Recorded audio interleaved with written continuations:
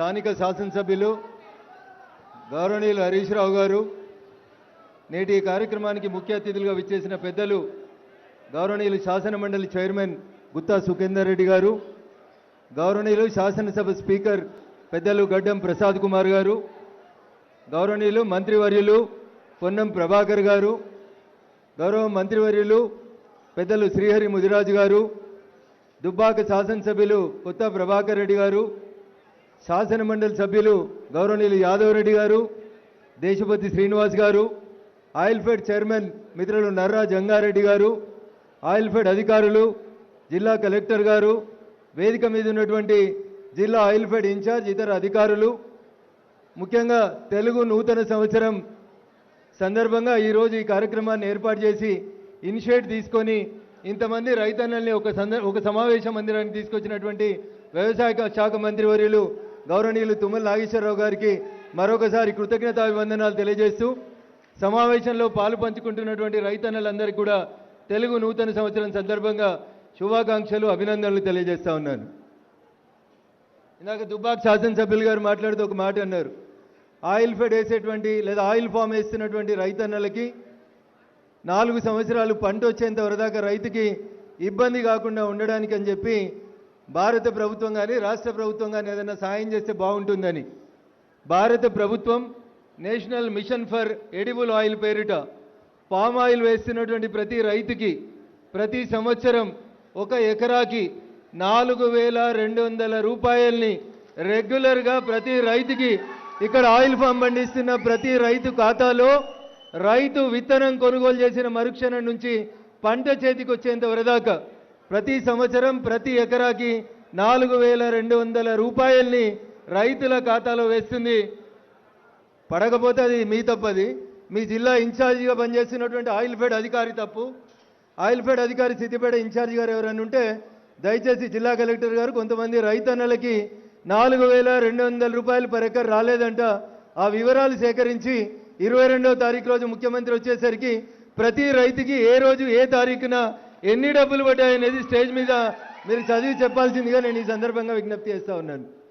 ఎందుకంటే తెలంగాణలో oil fed అనేటువంటిది సంస్థ గత 5 సంవత్సరాల నుంచి చాలా గొప్పగా పనిచేసి డబ్బులు లేకుండా ఇబ్బందులలో ఉన్నటువంటి స్థితులలోంచి ఈరోజు సుమారు 200 కోట్ల రూపాయల్ని బ్యాంకులలో ఫిక్స్డ్ డిపాజిట్ నిధుల్ని పెట్టుకునేంత గొప్పగా ఆయిల్ ఫెడ్ సంస్థ ఎదిగింది. దీనికి కారణం భారత ప్రభుత్వం 2004 నుంచి 2014 వరకు ఎడిబుల్ ఆయిల్స్ని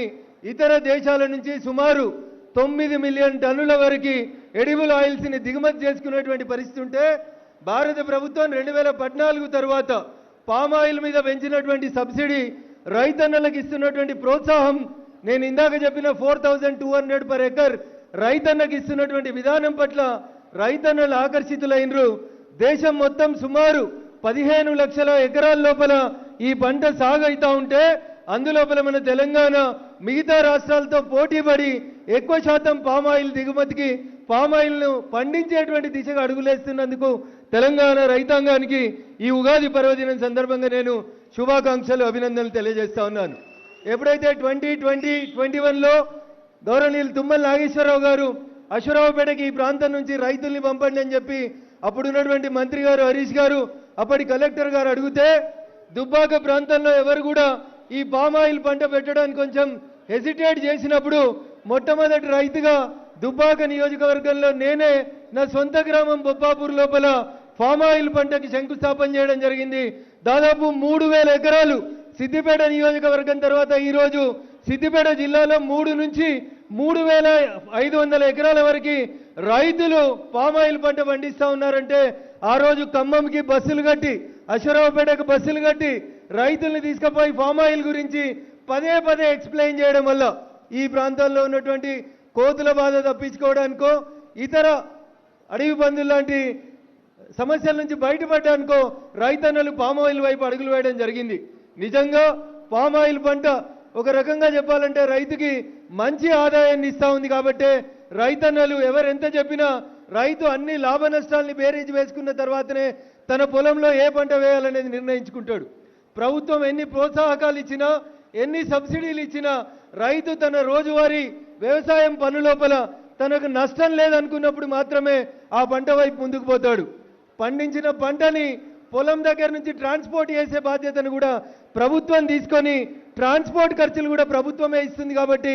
రైతన్నకి మార్కెట్ పోవాలి, ఆరబోయాలి, వాన పడ్డది, రాళ్ళు పడ్డాయి, ఆగమైపోయినామనేటువంటి బాధ లేకుండా ప్రశాంతంగా రైతు 365 రోజులు ప్రశాంతంగా ఉండాలి అంటే ఫామ్ ఆయిల్ వైపు మనందరం కూడా నడవాలని చెప్పి మీ అందరినీ కూడా కోరుకుంటూ ఆ దిశగా గత ప్రభుత్వం ప్రస్తుత ప్రభుత్వం చేస్తున్నటువంటి పనిని అభినందిస్తూ